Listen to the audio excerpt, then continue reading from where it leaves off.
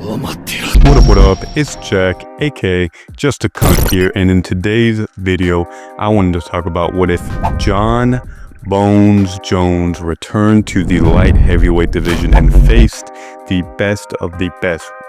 We are going to take UFC fighters such as Jiri Section, Alex Pereira, Daniel Cormier, and Magomed Ankalaev in their primes at their best, facing each other in a gauntlet where Jon Jones is going to have to face each and every one of them, and I'm going to talk about how I think he'd do under today's rules. So 12-6 elbows are legal. If you guys like this video, please like and subscribe and share the video as well. Let me know what other fighters you'd like to see, such as maybe what if Fedor were to have come to the UFC and face guys like Francis, Cain Velasquez, Tom Aspinall, etc., etc. Just let me know. Now, starting off with the Czech Samurai.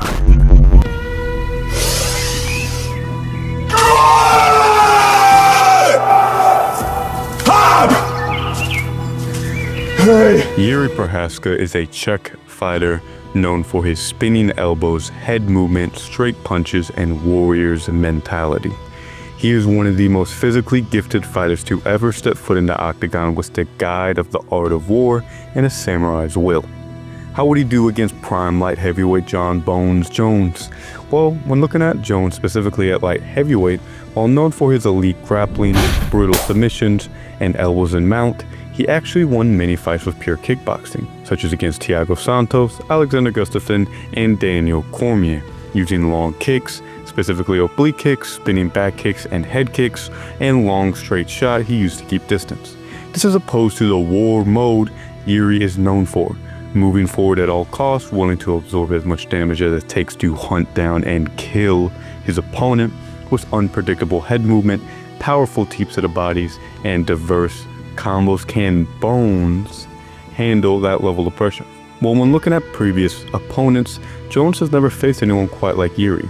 While Gustafsson had a similar frame and is boxing heavy, he's more focused on smart, sharp combos while mixing up grappling, as opposed to pure offense like Jiri. And if Jon doesn't want to test Jiri's grappling, he may be willing to play into Jiri's game and be pushed against the fence.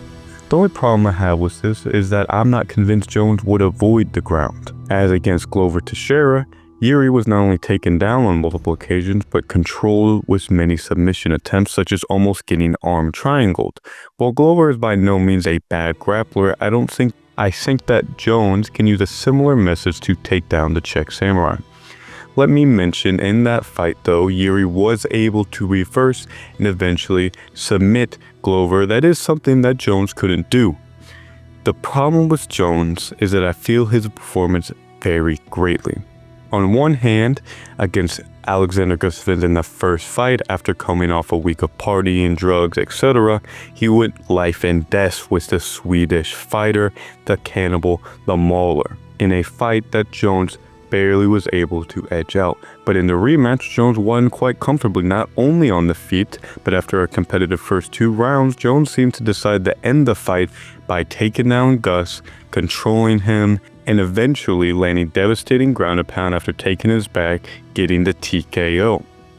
In my opinion, if the version of Jones that fought Alexander in the first fight were to show up against Jiri, this can be quite a competitive fight in which I can even see Jiri getting the win via overall damage leading to a dominant decision, or even finishing Jon Jones. In order for Jones to win dominantly, he needs to take down Jiri, control him, focus on position, and drain the samurai before he's able to land any shots and build pressure. I feel Jones on the feet doesn't have the same get-out-of-jail-free card that Alex Pereira had against Jiri, as he was able to counter and take advantage of the wild movement of Jiri. Besides a head kick, I find it difficult to imagine that Jones is going to reliably catch and hurt Jiri, and in fact, I don't even think he's going to need that. I think in order to finish Jiri, Jones is more so going to wait into the later rounds, focusing on staying safe on the feet, being able to out-tick for tat Jiri, and maybe even winning a round or two on the using mainly striking. and then as the fight goes on, attempt more and more grappling, push him against the fence, and eventually take down Jiri, where I do feel like he can control or even submit him.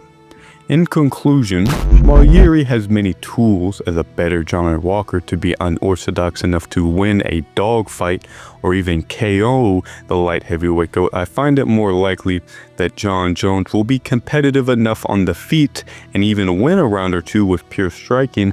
As the fight goes on, I feel Jones will use his cardio, use his grappling to win comfortably by a more dominant 4-1, 3-2 decision, or even get a late TKO or get a late TKO finished via ground and pound or submission. Someone I mentioned earlier was Alex Poeton Pereira, who beat Jiri Prochazka twice via KO, once via left hook on the back foot against the fence, and then the second time via switch kick to the head.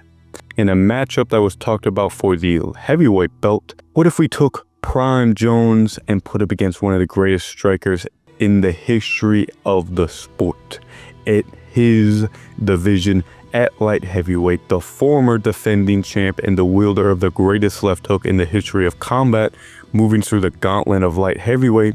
What does Jon Jones have to do against Alex Pereira in order to come out on top?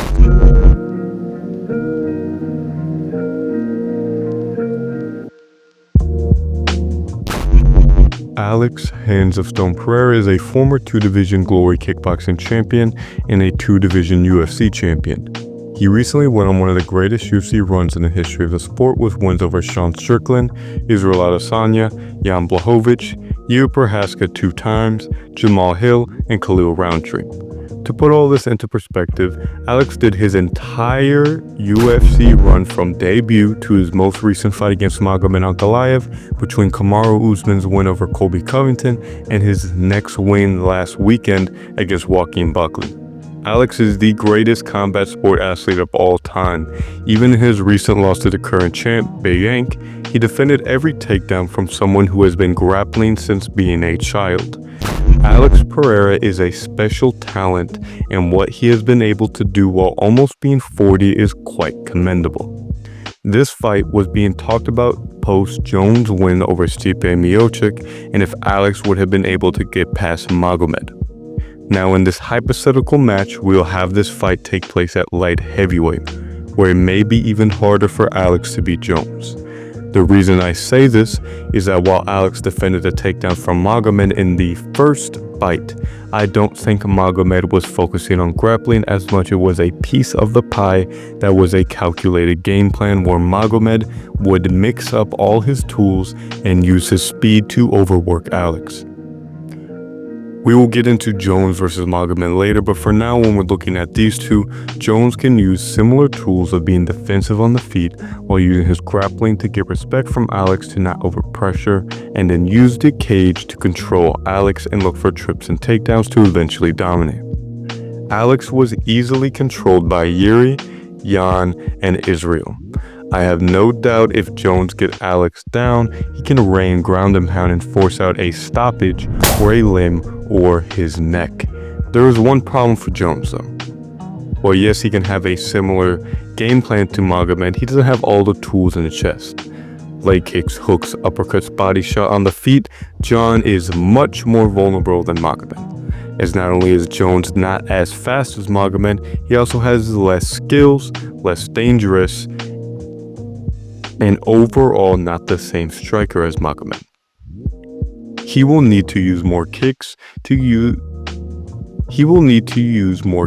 keep distance from Alex, and can't get in his face as much without risking an uppercut like how he got multiple times with bolo uppercuts from Dominic Reyes. If Jones gets hurt and has to pray to get a takedown on Alex, there is a great risk Alex can kill Jon. Especially with the leg kicks, Jones will struggle to see coming. The body jab and hooks will hurt Jones, and there is no one who can snatch a shot out of nowhere like Alex that can put you down for good. Jones needs to decide where this fight takes place, as if he gives an inch to Alex and lets him build momentum, it can spell the end for him. In terms of getting finished, Alex is the best test But on the other hand, Alex is also the most easy for Jones to finish, as if he's able to get a takedown and put Alex on his back, I don't see a world where Alex survives more than once or twice. For Alex, he's in a top spot. As for him to damage Jones and to get him in a vulnerable position, he has to risk getting taken down. If he fights similar to how he fought Magomed, he may be able to not get finished, but then that also allows Jones to stay more on the feet and become more comfortable and then use the cage to win rounds and get trips. Jones has more options. He's not out of this fight anywhere, even on the feet. If he's okay with that Alex can find a shot on him and that he can be put down and can focus on his game, then he should have multiple paths to victory. Almost like a basketball game, Jones can score anywhere and has lockdown defense, while Alex is more similar to Steph Curry and can make a bunch of threes. Jones is more likely to win, but if he focuses on keeping on his terms, focus on getting a takedown, he should win this stylistically. The next matchup, on the other hand, is interesting, as on paper Jones ended this discussion long ago, but he himself said that when you're nearing 40 and there's a young up-and-comer who's bigger and stronger, it may cause some problems. In this next fight, I want to discuss what if Jon Jones decided to go back to light heavyweight right now at 37 and face a hypothetical DC at his prime. Could he find the same success? Or would DC get his revenge? You did it! UFC heavyweight champion of the world, Daniel DC Cormier! Daniel DC Cormier is an American wrestler who competed in the Olympics, Strikeforce, and eventually the UFC, where he'd go on to become a two-division champion, defending both belts and beating fighters such as Stipe Miocic, Alexander Gustafsson, Rumble Johnson 2 times, Anderson Silva, Dan Henderson, and more.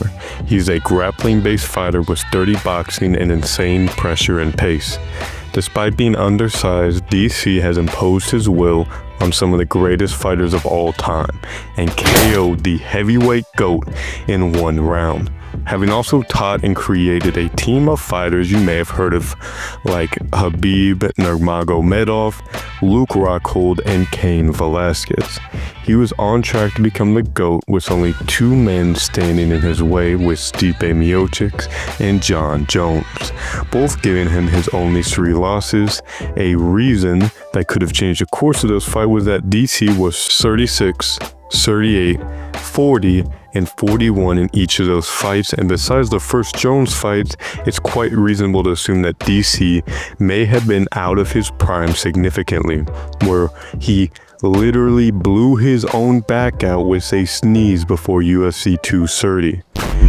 And it seems you had a bit of an accident this morning, correct? You Yeah. hurt yourself? I hurt myself this morning bad, and I sneezed. And I slipped my back out, guys. I was hurting bad. Like, seriously, we got some pictures that we may release later in the week, but like I sneezed. Where he still beat Derek Lewis via submission in 2 rounds. DC started his career late at 30 in Strikeforce. This is partly due to his extensive career in the Olympics and overall due to his wrestling as a whole. Imagining what he could have done if he had started sooner is scary to think about. And while I can't say how good he could be if we looked at his earlier fights and his hypothetical prime at least physically, we can see some differences between him then and when he fought Jon Jones and Stipe Miocic. In some of his Strikeforce days, such as against Josh Barnett, you can see his physicality and his ability to use his speed, something it feels like he lost later in his career, such as with a head kick and combos against Josh Barnett. Same thing with Frank Mir, where in his debut it felt he could pressure and get in the head of anyone. With that cage control, dirty boxing, and athletic takedown, such as even his fireman carry on Dan Henderson. Even his first fight with Jones, there were moments where he just throw Jones off of him and land hard punches on Jon.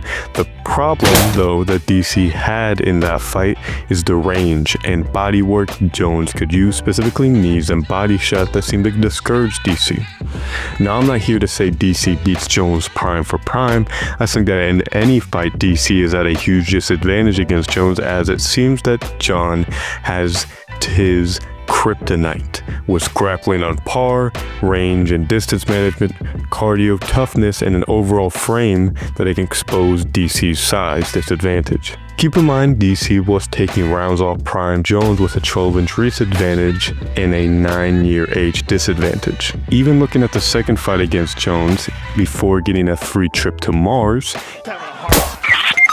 he won the first 2 rounds at age. Now imagine a DC that was younger, stronger, faster, and more durable, against a slower Jones who fought against Stipe at a 1 year younger than DC when he faced him at 37, looking spoiled. Was time where if an opponent who didn't need a fucking cane was in there with him, I believe that there is something to be taken advantage against Jones being more brittle. Now, even when given DC the advantages in turning the tables against Jones, he still has to worry about Jones' trips, specifically off of DC's kicks. The wrestling as a whole being neutralized, and even if he got Jones down, I don't see DC doing anything meaningful, leaving DC and his tools where he has to win on the feet and has to come forward no matter what, as on the back foot he will get eaten alive. Oblique kicks, knees, body shots, head kicks. DC has to use one tool, his dirty boxing, to combat all of that, which I think he can, with moments and rounds where he won doing so. It's just whether or not he can finally wear on Jon now that the roles are reversed, as Jones on the decline needed to outwork a young dog. I think this fight is incredibly close, with Jones having to worry about getting hit, as if he does tire, GC can use his stubby arms to drop bombs on Jones like he did against Stipe, where DC has to not give an inch in order to keep this fight in his favor, or even there, he's not guaranteed to win. If you believe Jones just simply has too many advantages and too many options with a frame that mogs DC, and that he beats DC no matter what point in their careers they are, then I don't blame you. But I see a different fight. We're never too far behind in this fight. Jones is exposed as DC uses the weakest part of Jones' game and the strongest part of his dirty boxing to win a close 3-2 decision, where with his use, speed, power, and meatball build to turn Jones into a track star. But for the sake of this video, let's say Jones does get past his arch nemesis for the 3rd time and faces the new king, the one who hunted the hunter. The myths found in the mountains, forget now. Could Jones ever face the champion of Dagestan for light heavyweight Magomed Big Ache Ankalaev?